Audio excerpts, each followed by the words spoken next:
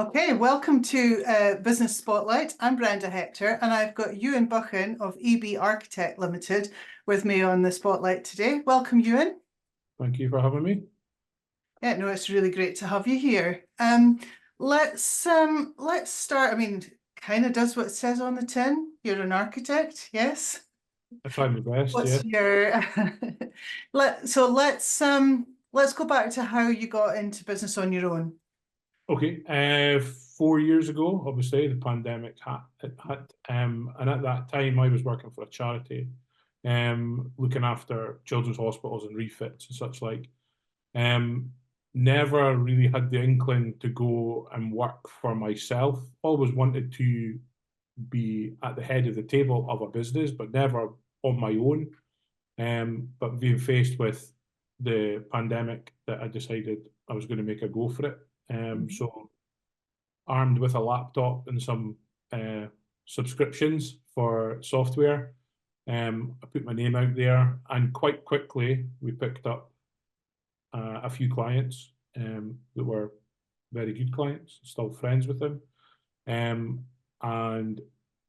tried to understand how to promote myself, because I'd always worked for another company. They had dealt with the promotion side of things. I just dealt with the projects. And yeah, since then it's went from strength to strength. We moved into our offices 18 months after we were working from home. And quite quickly after that, we took on the first member of staff as a part-time role.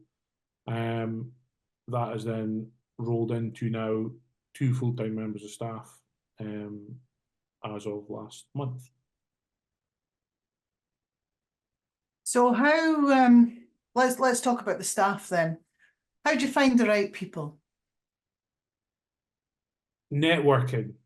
I found finding the right people through networking was the best.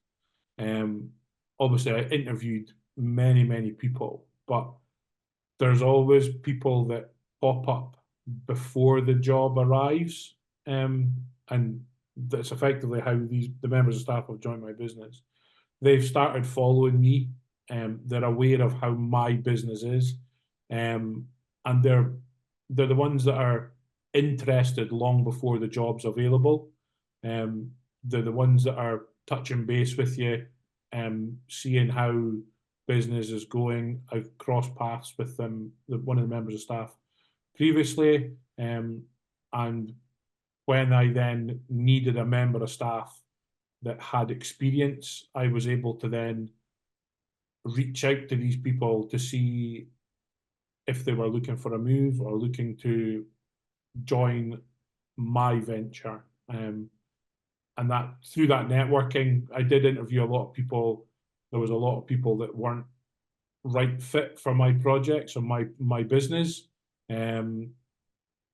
Because it's my baby, I wanted to make sure that the people that were coming in had the same work ethic, not the same values in terms of they wanted the same architecture or the same buildings or the same design style, but I wanted them to be a case of they had the same work ethic as me, which goes a long way when you're sitting at the head of the table of your business.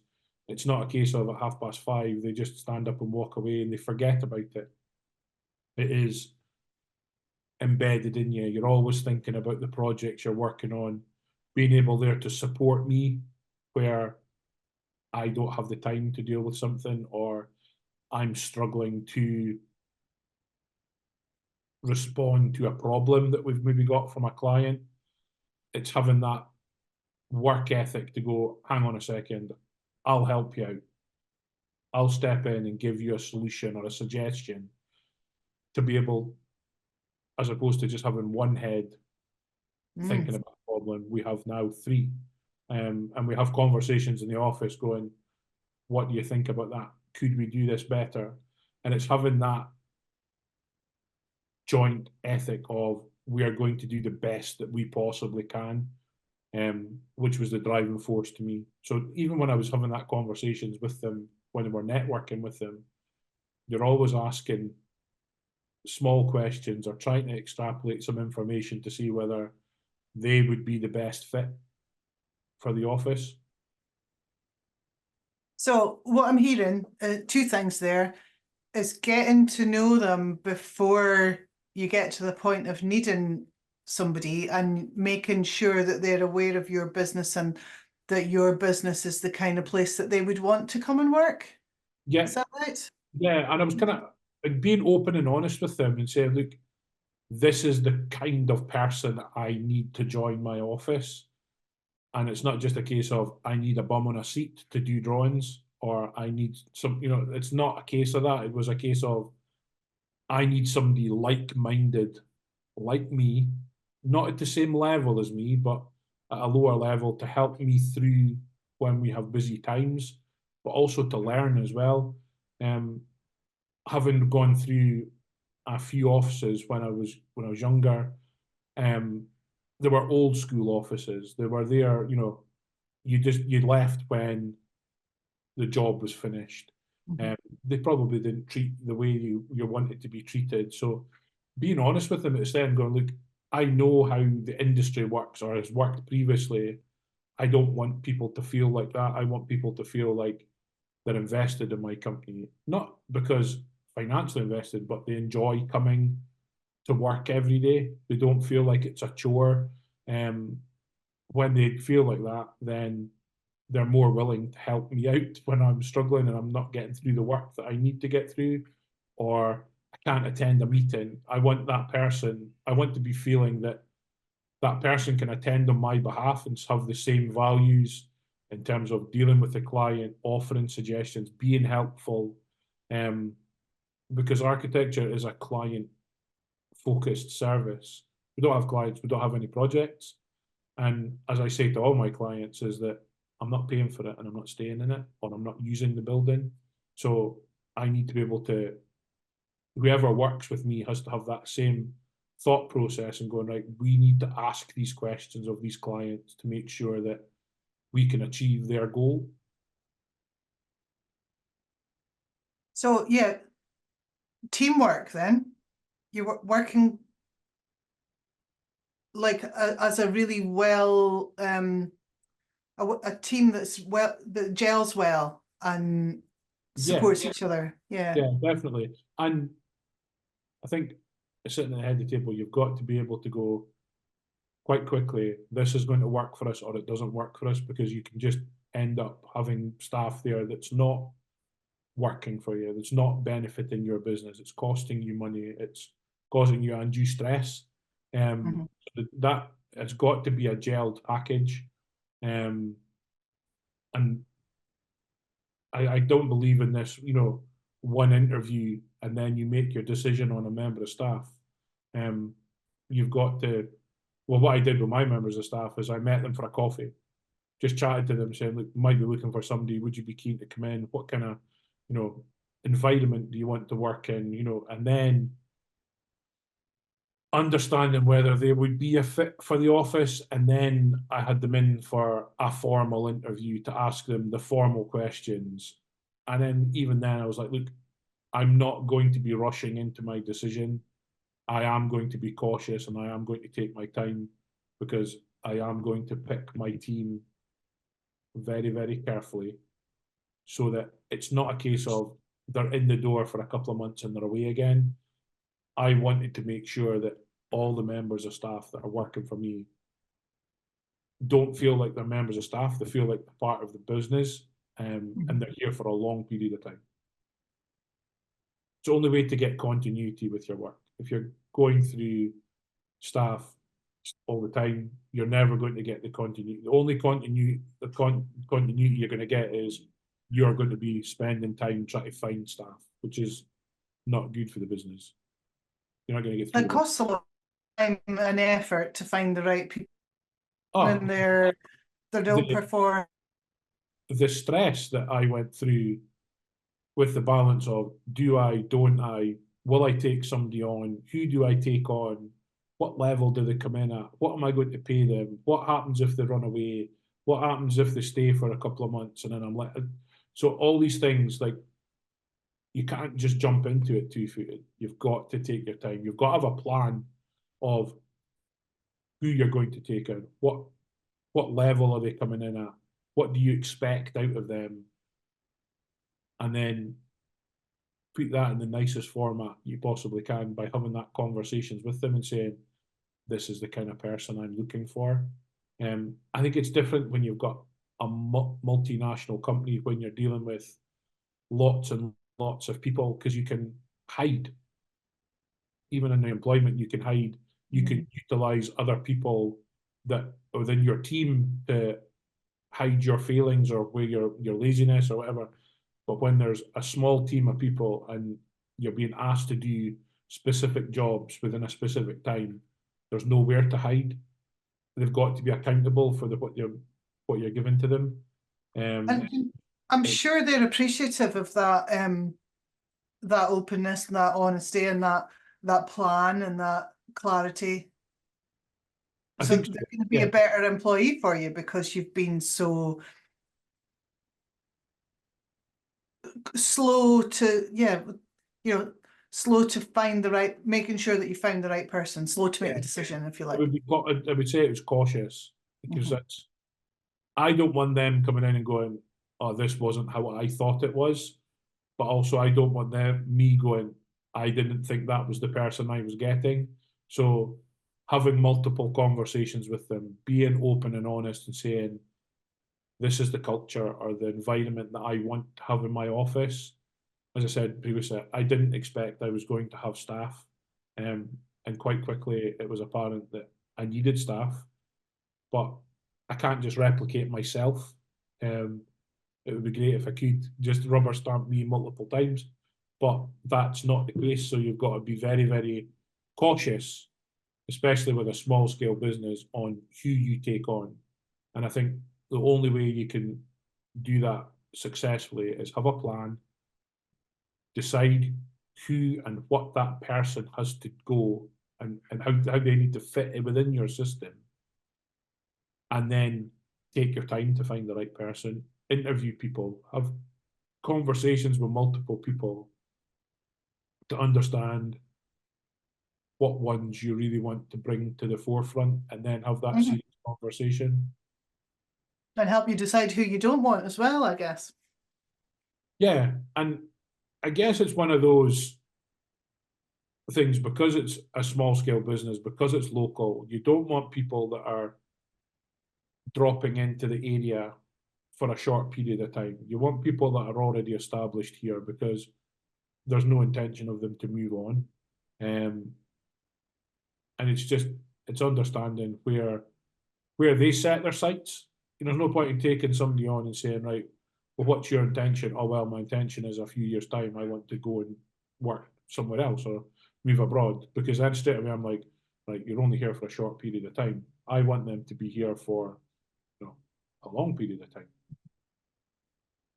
So that's your team. What about your customers? What kind of, are you clear on the type of work that you want to be doing? And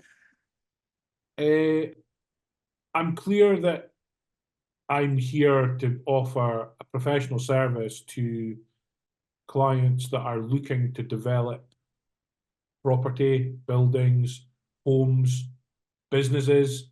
I think it would be very silly of me in my infancy of business to be going, I only deal with this kind of projects. My background is I've dealt with healthcare, I've dealt with industrial buildings, educational buildings, domestic extensions, alterations, new builds, hospitality fit outs, business fit outs. So I've covered a broad base of projects. So effectively, the way that I've set my business up is it's a personal service you're getting. You're not just seeing me at the start and then only hearing from me when you get an invoice. You get my phone number, you get my email address. I'm attending the meetings. I come to site. I have the conversations with the client. Yes, I'm supported by my staff now, but I'm still at the forefront. Nothing goes out of the office unless I'm seeing it, controlling it, which is difficult at times. To feel like you're not a control freak, but I am when it comes to my business. But clients are coming to me because of the service they're getting. It's not a case of, oh, I need a house extension, or here you go, there's your drawings. It's a case of, you need an extension, but do you need an extension? How big's that extension? You know, what form does it take? Does it actually need to have that room in it? Can you move that room somewhere else and get you a better living environment? You know, a lot of people are needing a bedroom extension. Well, in fact, what you might need is a living room extension, and your old living room becomes your bedroom because you can then flip the distance of the way the house is working. People come to me and go, "Oh, I need a change of use for my business unit." Okay, but you actually look at it and going, you actually need to think through what you're going to do in that unit. How are you using the best space? You know, have you got your servery counter in the right area? Have you got your offices in the right space? Have you got your signage right? All these kind of things that it's by having conversations with them, and they might turn around and say, no, I only need this. But you try and understand their problem or their issue with their building, and buildings form all different scales, shapes and sizes. And it's extrapolating that information from them and giving them the best option that they possibly can.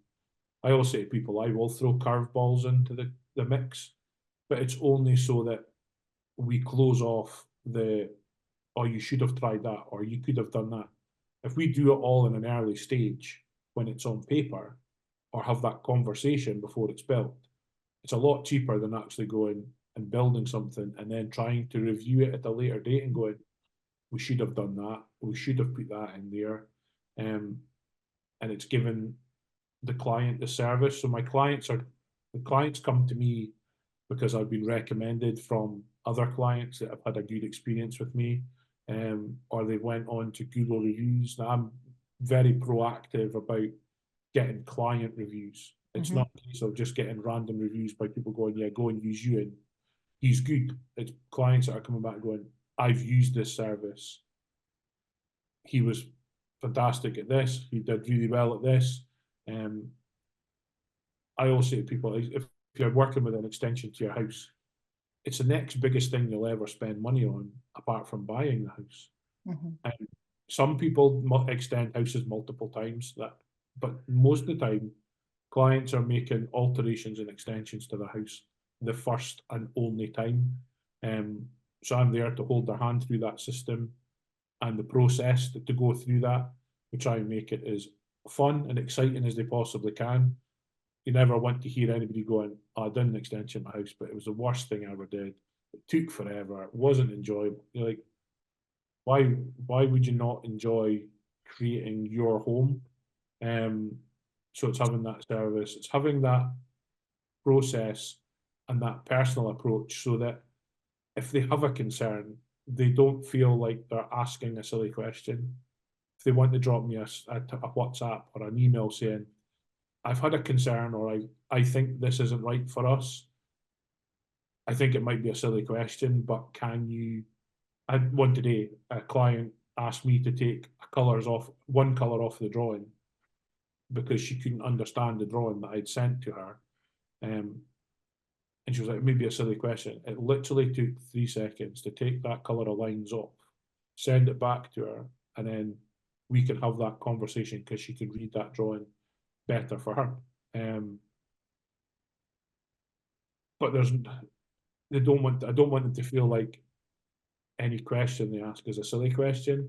Every question's got a valid reason to be asked, so you give it a valid answer as well. I love that customer focus and understanding the customer, the problem that they have. And sometimes lots of businesses that I talk to, that the customer doesn't always understand the problem.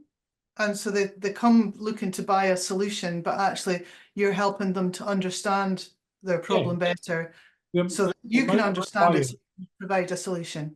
The amount of clients I've had come to me going, we want to do an extension, but we don't know where to start. So first of all, I'm like, well, do you need an extension? If you don't know how to do the process, have you really thought about the problem to start off? So then that's when I go out to have a conversation with him. Well, how long have you been in the house? What have you been doing? You know, what do you find that doesn't work for you? Do you need that additional space? You know, I've been to a project before where they wanted an extension. We've actually looked at the project. By the time we come out of that meeting, they don't need an extension. They just need to rework the space that they have. Mm. So it might be that we take down a few walls, we move a kitchen to another location, and it opens it up to the garden and such like.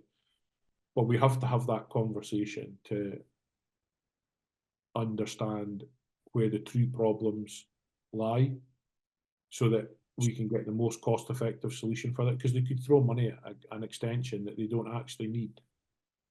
And from there, they don't enjoy the process. They haven't got the results that they're looking for. And all it requires is an hour consultation at the start to get that juices flowing in their head to be like, actually, yeah, we didn't think of that, or we thought of this. And I will say to them, go and speak to other architects as well, because you never get the same answer from 3 architects. You'll always get a different solution, and that's where the business isn't based on fees. It's based on approach and how we offer that service of you're working with us, and my mind's totally on your project and not on that other one, because that's a bigger fee and earning job. We've all got the same merits. So that's your business to individual or to consumer, let's say. You and I had a chat previously about how you help businesses with their well, you can explain it better than me. You've got a bit of a good concept for to a lot of the people watching these videos. They're business owners, so share your take on. It comes from the domestic setting as well, though, that with a business, people have an idea. They have established their business. They may decide that they need an office. They may decide that they need a shop. They may decide that they need a building to deliver their service. And it's understanding the business and how that works and how it's to operate. But it's also, like my business, is very visual. And if you have customers coming to your premises, building, supply issues, supply chain, buildings, whatever, you have that interaction with your customer. You want your customer to be then going, I know what this business does. Or if you are trying to promote yourself as a high-end business or something different from the rest, I'm a firm believer that your building or your premises should be telling people as soon as they walk in, oh, we know what they do, or wow, this is a really high-end outfit. We want to work with them.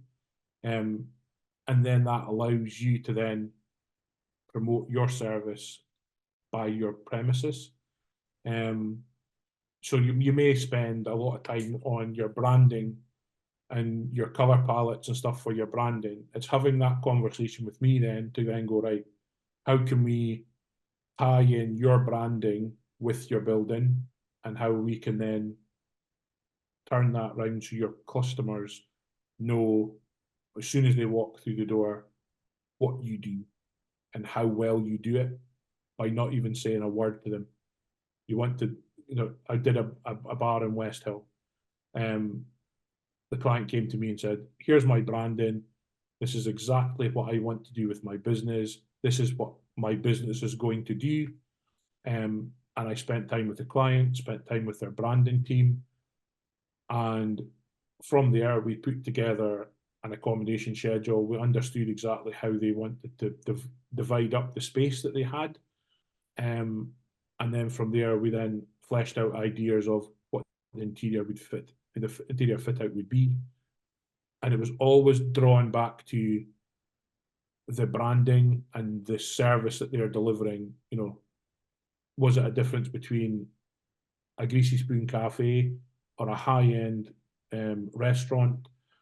Did you want people to spend their time, they want them to be in and out in half an hour, or do you want somebody to arrive there at 10 o'clock in the morning for a business interview, grab lunch, and then before they know it, it's 6 o'clock at night and they've consumed, you know, lunch, cocktails, they've had their family come in, all this kind of stuff. It's understanding how your business is going to be perceived by your client. We've got plans to do things for our office that at the moment, it's not, for me, it's not tying through with when we have a client come into the office, how I want them to feel. And so we're changing furniture, starting to paint the room and stuff so that people can come in, they can feel relaxed, they can open up and say, look, we've got a problem in our house, we don't want to do that. We've only got a finite budget. What can we do? Have that conversations. And again, it's the same with any business. Want to have that conversation saying, look, we're growing. I want to take on a shop to allow us to sell our goods. But it's understanding what goods are you selling. Is it handmade goods? Is it, you know, mass-produced goods that you're taking in from elsewhere? Is it a coffee shop? Is it a restaurant? Is it a clothes shop? All these kind of things where we can then be like, well, what happens if we get bespoke units made or things that are tying in with your business?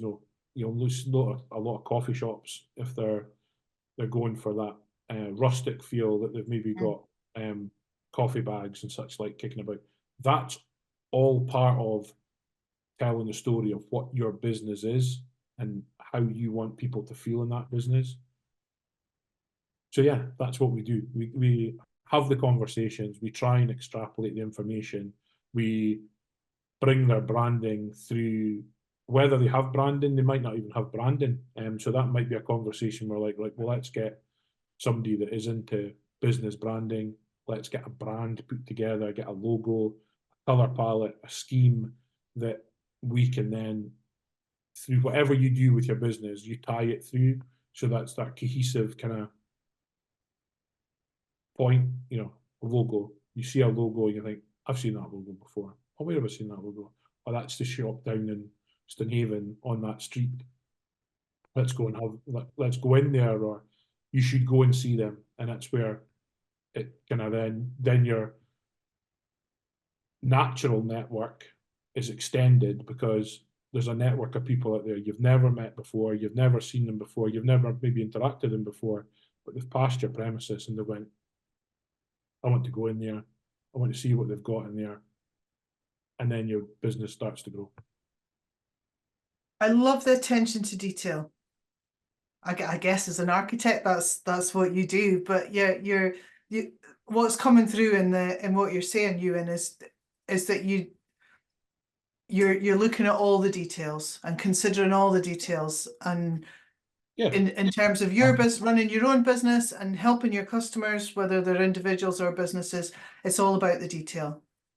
It is. And I think that's what it doesn't matter what business you're in. If you're running your own business, you will have fixations on the detail of how you want to be perceived against your competitors, how you want to be perceived by the public, how you want to be perceived by your staff. You're inherently immersed in detail. My detail tends to be buildings. And that's where we offer up that service to help other businesses where their detail might be in supply chain, their detail might be in handmade goods, they might be in food production. We've helped a number of local businesses now. We just finished a after school club where they had decided that they were taking this building in Kingswells. They've wanted this building for years. We actually had a conversation with them back in 2021. And we, this past month, just finished their facility. Now they've got a dedicated facility for exactly how they want to run their business. And we had that conversation with them and going, what do you want in these rooms? How do you want that rooms to work? we then had conversations with the care inspectorate and saying, well, what do they need to do this facilities? And yeah, this week we've got the final photos of their building in there, and I've got the feedback. You know, they've posted on publicly about the process that they went through with us, the service that they got, and what we've now got the end result showing there. That's my goal, is to have that package of these people came to us, we gave them the service, they've gave us the feedback, we've got the photos to kind of prove exactly what they've got. And when you walk the photos that we've got, you straight away you look at it and go, oh yeah, you can tell that's an after school club. You know, it's child orientated, but it's not childish, it's child orientated design. And it's very sophisticated as well at the same time. So that's brilliant. Over the 4 years, what have you learned about Ewen? You've been in business. My head doesn't turn off. Mind continues to run even at 2 o'clock in the morning, 3 o'clock in the morning. As the business is growing, that's become even more apparent, because I've learned that I can't do everything. Even though I try to do everything myself, I can't. I physically can't. I've found I'm a bit more robust than I thought I was. And I've developed many processes on how to deliver my service the way that I want my service to be delivered. I've developed processes within the office of how to control what we're doing when we've got slots available for working with clients. So yeah, I found a lot of things in my head that, or a lot of things about me that I didn't think I could do. Spinning many plates at the same time, I didn't think I could do. I'm all about architecture. Now I'm doing social media, invoicing, staff, HR, dealing with clients, dealing with actual projects. I'm still on, still on the tools, as I would say. Still dealing with, building warrants, planning applications. I never want to take that step back. I found it's very difficult to withdraw myself from certain things, especially when you're dealing with staff, is that it's a case of you've handed that bit of work over. You can't just take it back when you want to take it back. You've got to see it through. It's not a case of I'll just do it myself. You've got to go through that process. Delegation's a skill, isn't it? It's very difficult, especially when you're sitting at the head of the table and you're like, that's my job, but that's, I would have done it this way, and I would have done it quicker. So just give me it back and I'll do it. And it's like, well, there's no point in having staff then, and all you're doing is making more, a difficult process for yourself further down the line, because you've spent some time on something that you don't have time to spend it on, and something else starts to fall the wayside. So it's balancing things, spinning plates at the same time. But yeah, I found a lot about myself in the past 4 years. As I said, didn't think I would have a business that's employing we've got 3 people now, including myself. Didn't think that would be the process that we'd be going through. Didn't think I would have an office. Didn't think I would have clients, picking up the phone and wanting to work with me. And inquiries coming through, I think February we had 25 job inquiries in 23 working days. It was crazy. And it's working ebbs and flows as well with how the market works. When people have money, they want to spend money on their building. When people don't have money, they want to spend less money on their building, which then has a knock-on effect a few years down the line, because they haven't spent money on the maintenance and refurbishment and all that kind of stuff, and then things start to fail. So it's balancing how the market works as well. So what hold for EB Architect? Oh, I think we just lost connection there. Oh, can you hear me? Yeah, I can hear you now. Okay. Future hold for EB Architect? The future for us is continuing on the basis that I set the business up, not to lose focus on our client-centered approach. You know, if we don't have clients, we don't have work. If we treat our clients bad, we're not going to have any more work. We need to be treating our clients the way that clients require to be treated, give them the information that they need, harness their problems, give them solutions, and do it the best way we possibly can, get them the most bang for their buck in terms of what they're going to spend on their property or their business, and just continue doing what we're doing. We're not, as I said, we're not set about being, you know, setting goals every month. We need to, you know, up our turnover and all that kind of stuff. We're here to deliver a service, and it may be months that we're quieter, and might be months that we're busier. It's not a race to the invoice. It's not a case of that needs to go out now. It's a case of it'll go out when that client's happy with that element of work. We're not greedy. We're not going to be taking on work just because somebody's picked up the phone and said, I need it done now, because that's a detriment to my other clients that I'm already working with. I would say to them, you know, what I've been saying lately is, we'd love to work with you, but you're going to have to wait, you know, a couple of weeks before I can come out and see you to get a slot in the diary.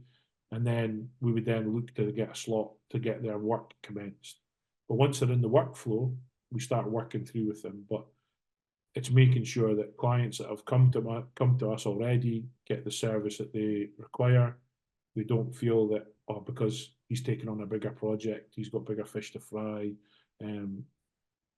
I treat all my clients exactly the same, whether it's a 20 grand little extension at the side of the house because they need a downstairs toilet, or multi-million pound projects. You know, we're looking at fit out of buildings and such like that are, you know, are massive projects that will consume lots of time, but they won't get a different service to what a small project gets. They all get the same service. They're here because they want to work with me, which is a good thing. They'll continue to. Your values come through in everything that you've talked about, Ewen. It's really clear, and yeah, I've loved talking to you. I could talk to you all day, but we're kind of running out of time. So it's been an absolute pleasure to have you on the Business Spotlight. Thank you for joining me. Thank you very much.